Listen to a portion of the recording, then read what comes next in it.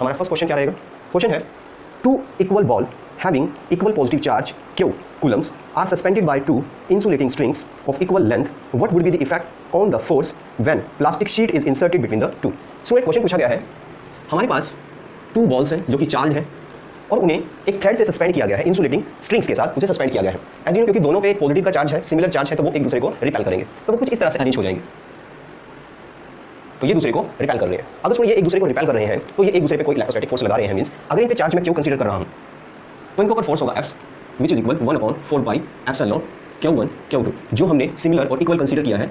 सो Q square upon distance square. Suppose दोनों के बीच का डिस्टेंस है R। नाउ अगर क्वेश्चन पूछा गया है अगर इनके बीच में एक प्लास्टिक शीट इंसर्ट कर दी जाए तो बताओ न्यू फोर्स क्या होगा? So as you know, plastic is a dielectric. Plastic is a dielectric. Let us consider इसका डाई इलेक्ट्रिक कॉन्स्टेंट है कैपिटल K। तो आपको पता है जब भी डाइलेक्ट्रिक मीडियम दो चार्जेस के बीच में आ जाता है तो उनका फोर्स जितने डाइलेक्ट्रिक कांस्टेंट की वैल्यू है उससे डिवाइड हो जाता है।